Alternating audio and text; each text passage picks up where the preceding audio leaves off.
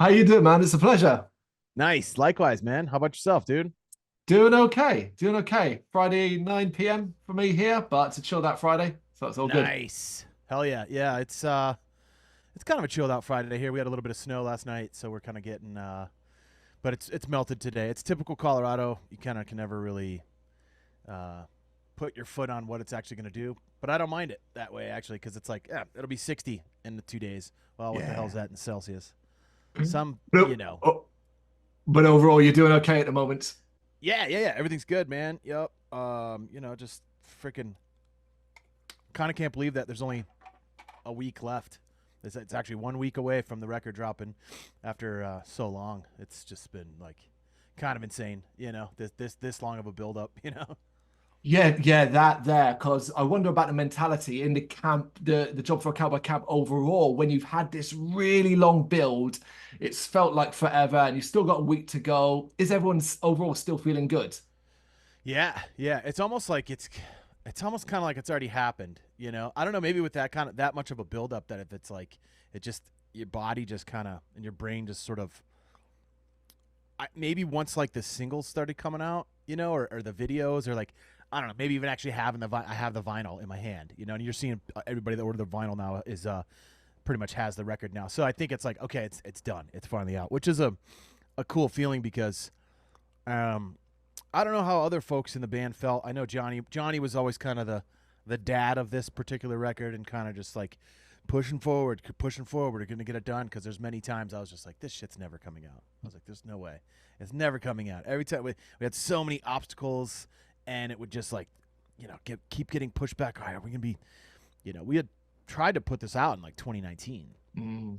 I would say like we had all these songs pretty much like done and decided. All right, these are gonna be the tracks because there was like 11 or 12 or something, and yeah, so we just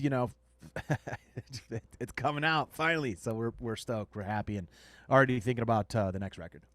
Oh, of course, of course, of course. But Uh we huh. should say we are talking about Moon Healer out next Yes. week as of the time recording, February 23rd via Metal Blade Records. First new Job for a Cowboy album since 2014, Sun Eater.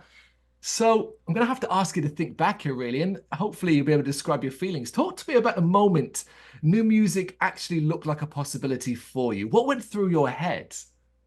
I think it was, even back. I would probably say 2016 on we did a world tour for Sun Eater in Vancouver. It's called the Modified Ghost Fest, and it was just one show, but it was on Earth, so we called it a world tour. Mm. But and we were just we hadn't seen each other in like 3 years, and it was one of those deals where instantly everybody was just right back on the same inside joke levels, just like the camaraderie, the synergy was still there, and Tony had already had, I think, I want to say like 3 songs, um, maybe 4, Mm. but we like listened to him in the van and stuff, and so we kind of knew that it was like okay, there's the inklings of the next record are there, and that's where we kind of started to talk about, what do you get, next time, next record, and at that point you're kind of like, yeah, right, we're kind of, not really doing stuff, but it was there, and it wasn't until I think it was 2018 is when we really were like, okay, these songs are actually all fleshed out. There's demo drums on all of it, and we can actually like book studio time, and then it just kind of that kept getting pushed back,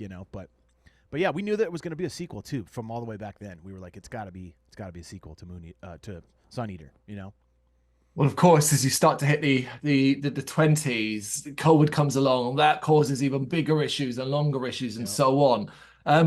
But even back then, going back to like the 2018s, as you say, when you felt like when it really you started to have fleshed out songs, did you have a clear vision of kind of what you wanted beyond you knew you wanted a sequel, what the vision might be for Moon Healer?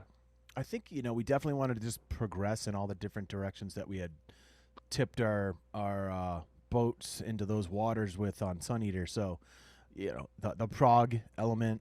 I mean, the bass being um, sort of up front in your face, and not distorted. Without a dark glass or a Sans amp really on that tone.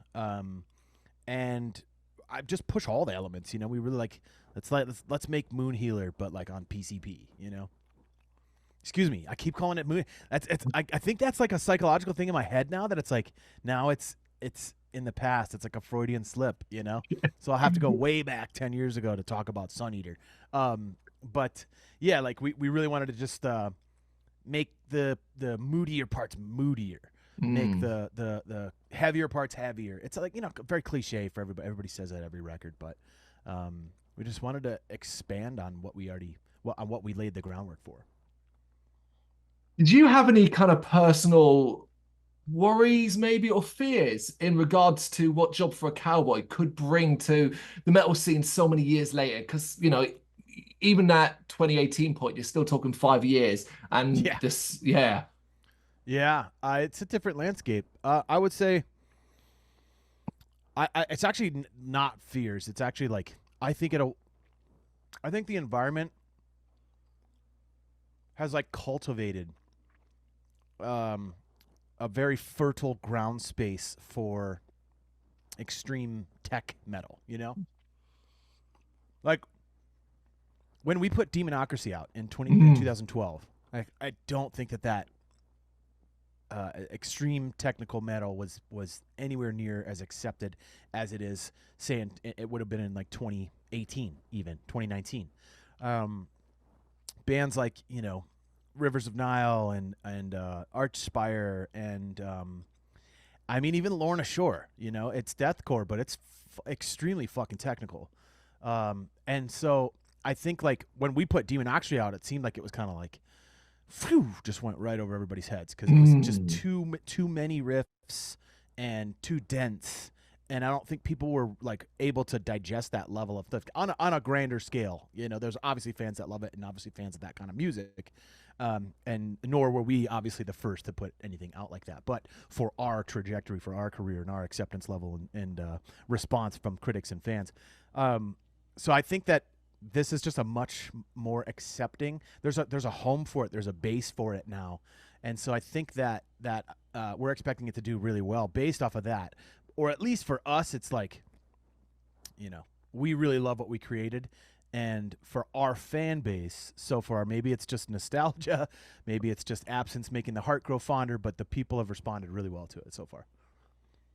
I get what you mean about nostalgia. I'm nearly 40 and I go back a long, long way with Job for a Cowboy. So that completely makes Cool. sense. But also what you say about, I mean, using the UK as a base, if I go back, say, 10 years ago to Sunny and earlier before then, I can't think of a technical metal scene, extreme metal scene in the UK, whereas now it's quite a flourishing one. Massive. Yeah, exactly.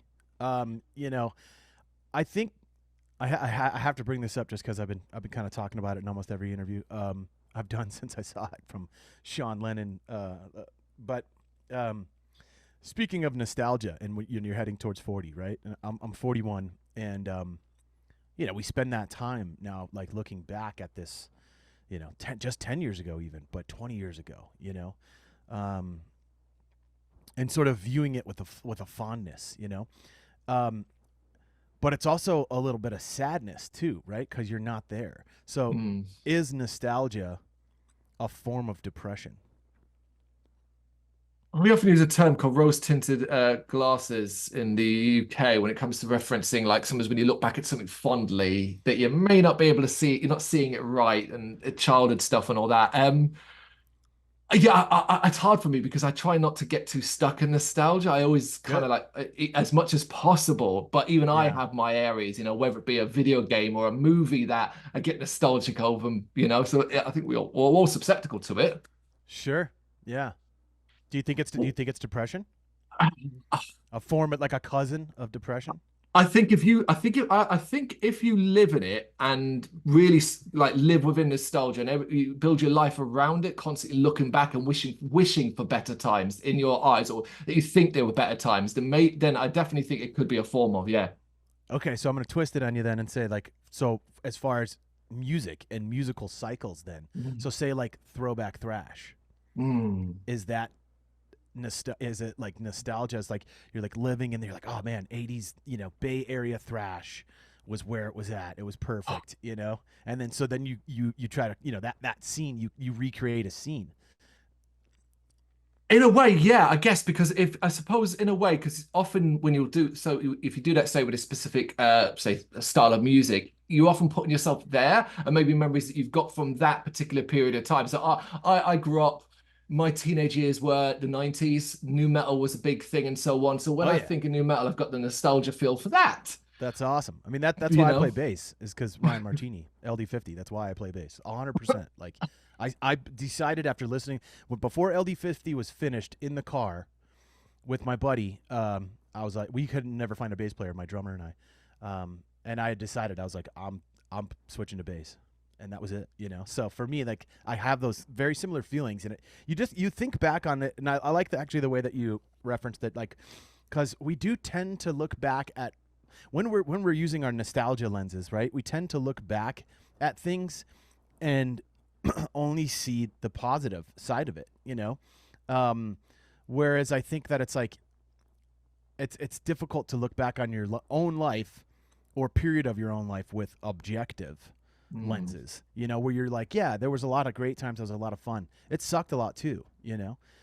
Or sort of like you see that a lot. It's kind of like even with the whole kind of like 2016 was kind of the peak of civilization, and now we're just sort of on the tipping point down. I'm reading this book called "The End of the World is Not." Or the end of the world is just the beginning. You know, subtitle "Mapping the Global Collapse of Civilization" by a guy named Peter Zehan, and he's like one of this a really really brilliant geopolitical strategists, and it's dense, but basically he's like from the perspective of cost of goods, cost of living, cost of manufacturing, cost of education, ease of access to lending, to et cetera, et cetera.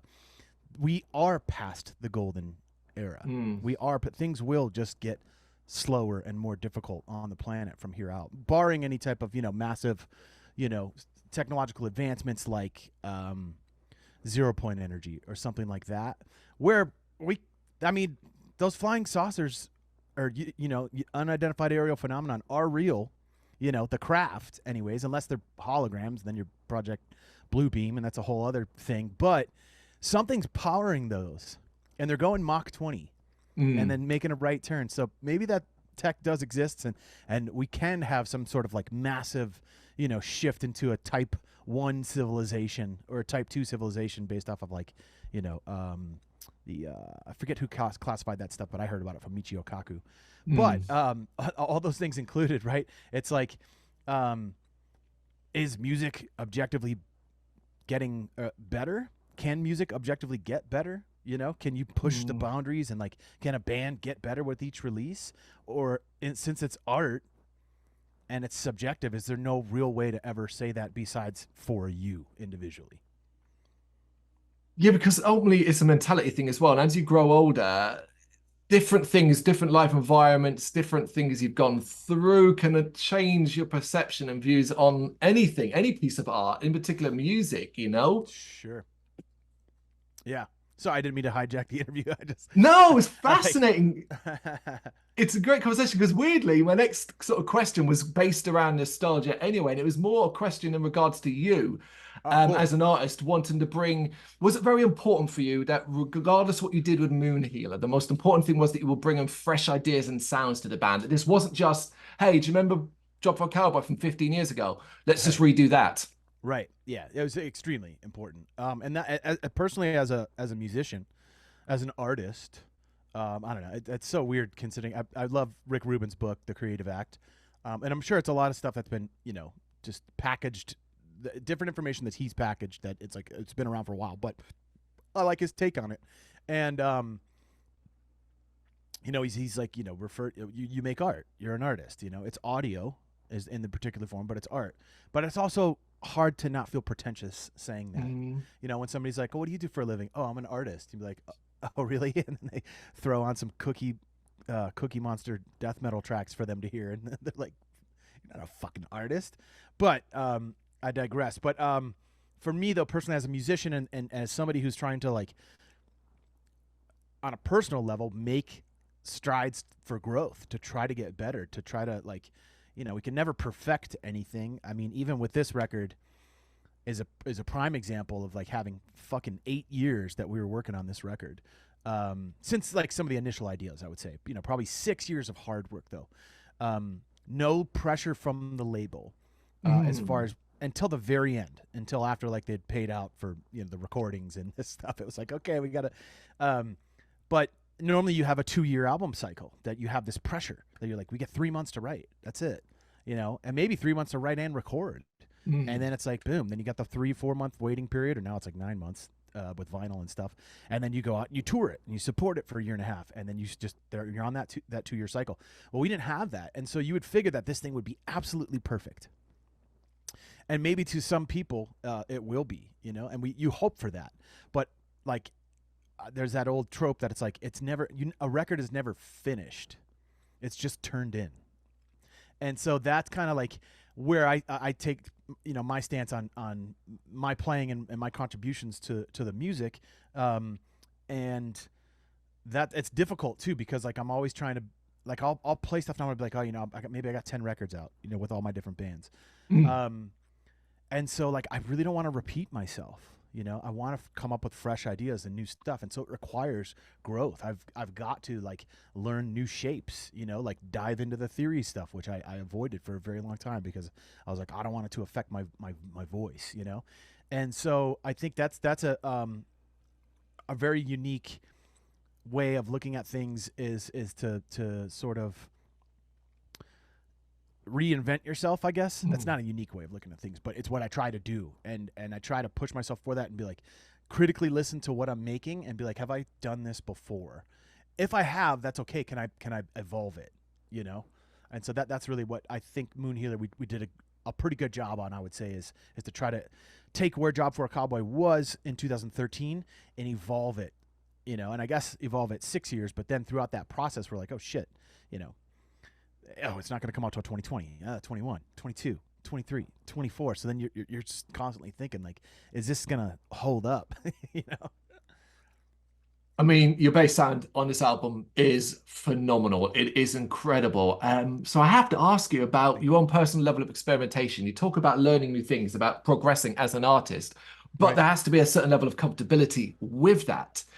Did you feel comfortable trying all these new ideas out on this album? Yeah. Yeah. I would take stuff, and I sort of have this process, specifically with JFAC, and with Jason Sukoff, and Audio Hammer, that like things are so subject to change, from those initial demos that we would hear from Tony, X amount of years ago, till as we start putting them through the whole band filter, and everybody's like, God, can this whole song speed up 10 beats per minute, or this riff needs to flow better into this one, because it's a very borderline schizophrenic record, on purpose. But we're like, it's got to flow. Mm. It's a roller coaster, right? But we need to make sure all the links are there and that the rail connects.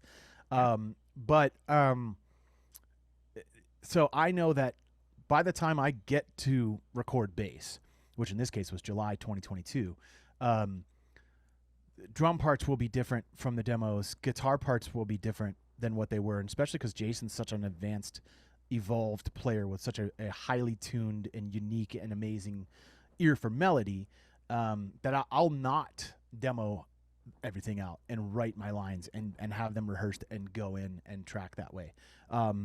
Because I'll do that and then he'll be like, no, no, no, I don't like that, and in a cool way though. So we have this sort of spontaneity that Mm. we keep. I mean, I'll work on some parts. I'll learn some stuff. Like if the riff, I'm gonna 1-to-1 a riff, right, with the bass. I'll learn that, so Yep. don't come in there and be like, okay, what's this riff?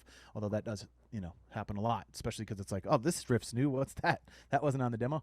But he's open to a lot of stuff. I mean, even compared to Sun Eater, like Sun Eater, I tried to put more slap stuff in it, and we tried it, and he would be like, check it out, and he'd be like, no, and I'm like, Mhm. you're right. It doesn't fit. It didn't fit with the vibe. There's only like 1 or 2 slap parts on Sun Eater. But this time around, he's like, I'd be like, oh, check this out. What about this little open hammer pluck thingy, And then he'd be like, that's cool. Move this note here, and I'd be like, ooh, that's weird as shit. I like that. Okay, so we have a lot of experimentation that goes down in the studio, and I mean, we have no idea how the bass line's going to come out, till the end of the day at that particular song we're tracking, and then we like send it to everybody, and like, how the fuck did you come up with this? What? So it's fun in that way, though. I really do love that spontaneity, and especially working with somebody to help craft your lines. I mean, and Sukov is, um, he's pretty part and partial to getting the bass lines come out the way that they do. When you reflect on that, and I guess the entire creation process as a whole, would you say that was perhaps the most exciting part of creating this album for you? Was there other areas that you found this time around particularly quite thrilling for you as an artist? Very, very cool to hear Naveen do what he was doing. I mean, drumming and bass are tied together. We're the rhythm bros, and I try to start first when I think of a line of listening to what the drums are doing. And so to hear, a musician of that caliber, and we've always had insane drummers. I mean, it was just as amazing to be in the studio and listen to Danny do his thing, and then like get to make stuff that matched his thing.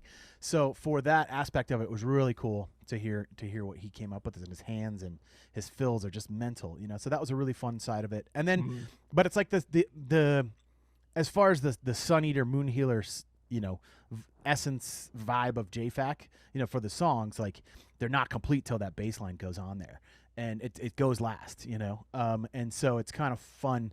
That's probably still obviously my most favorite part, is because it's like, as a bass player, you have a lot, especially when you're allowed to be up in the mix like I am. You have a lot of control over how the song comes out, how a part comes out, and how it feels.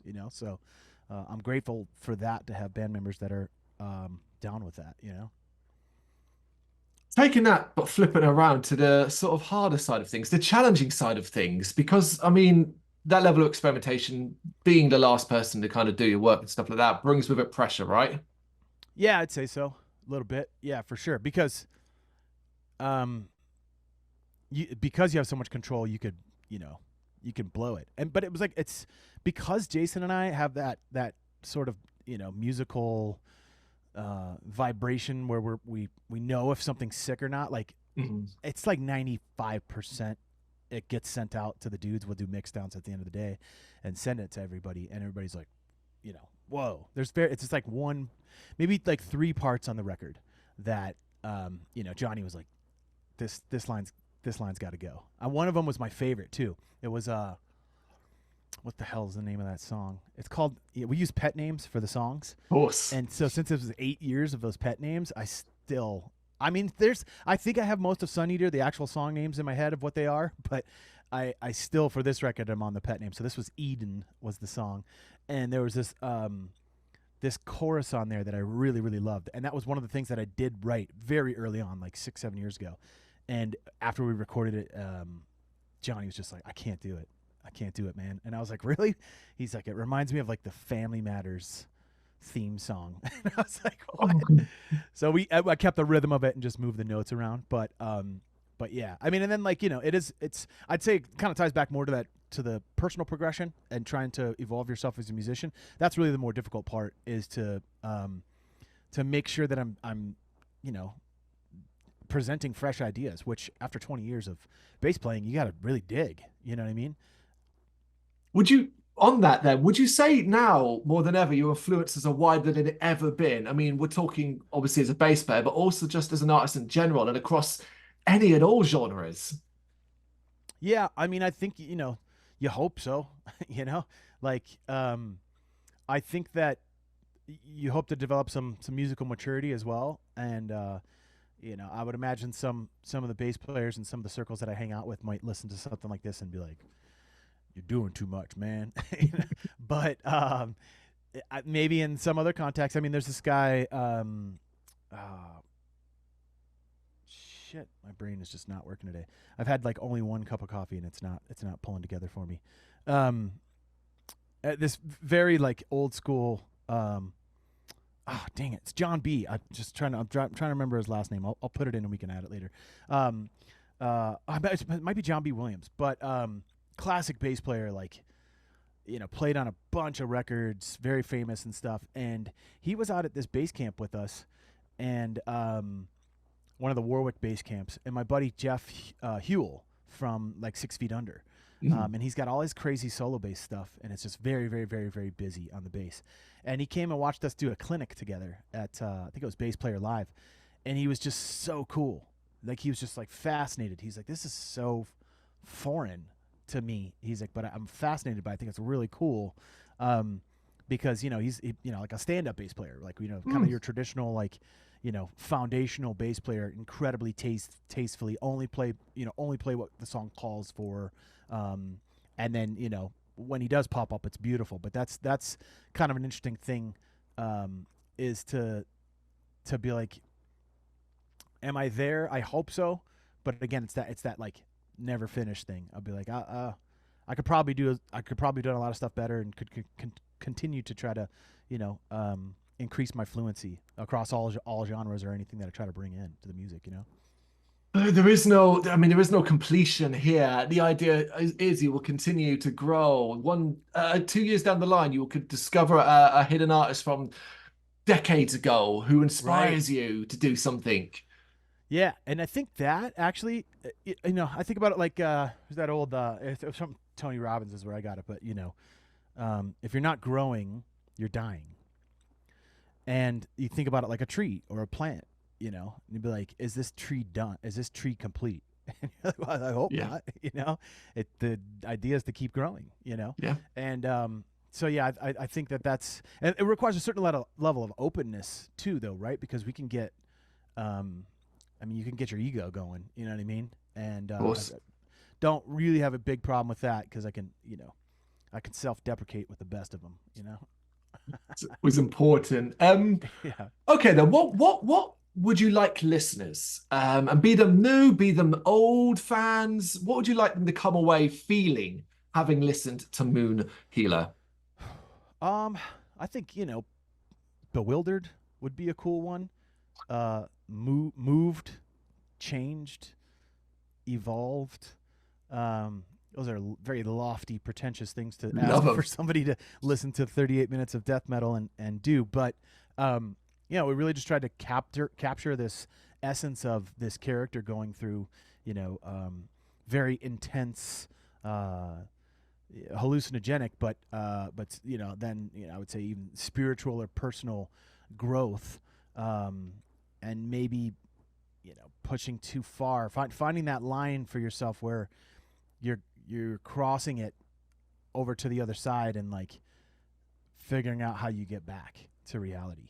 And I think we tried to just with the lyrics, Johnny really did a great job of encompassing the essence of that, Mhm. of trying to convey what this character was feeling as they're going through this, seriously insane, intense, sentient journey.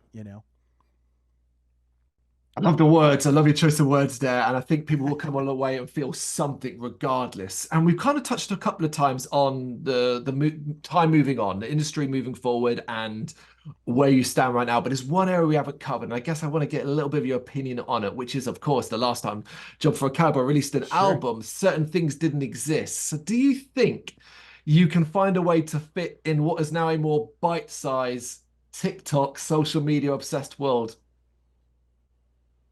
Do we think we can fit in the TikTok world? Yeah, within that world, the bite size. You know how everybody just wants everything in short, small chunks. Yeah, I mean, I think about that a lot because I do a lot of video work. So I did the Mm. videos for the first two videos on this new album, and Johnny and I helped like kind of provide the treatment and the direction, not directing it, but the direction that we wanted to go with the third one. And it's interesting because when the label sends this stuff back to you, they'll be like, okay, we need the socials, we need the assets, so what sections of the song or what sections of the video do you want to chop up and send out as a 15, a 30, or a 60-second reel? And I have a hard time with that, because I'm like, you this part is cool, but you really should watch this part before you see that, so that it has gravity and the weight that it's supposed to.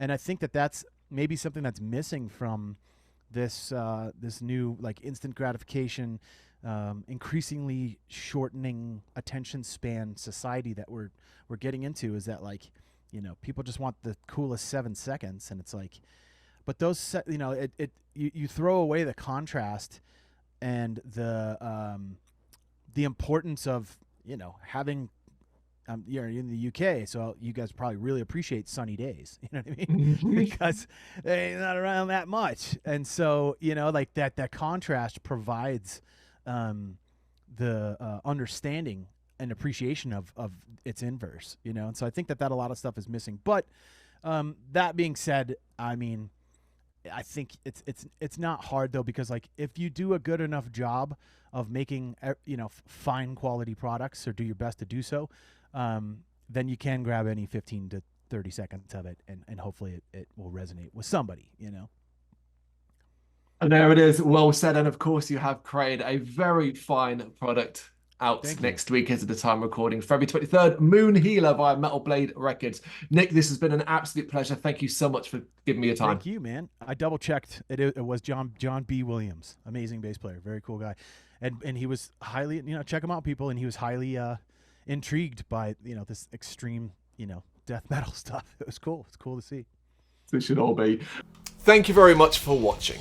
If you'd like to see more content like this, please consider hitting the subscribe button. It is gratefully appreciated. You can find us over at gbhbl.com, our full website, where reviews, news, and so much more goes up daily. We're also on all social media platforms: Facebook, Instagram, Twitter, Threads, at GBHBL. Just search for GBHBL and you will find us out there. We also have merchandise on sale. You can access the shop via the website.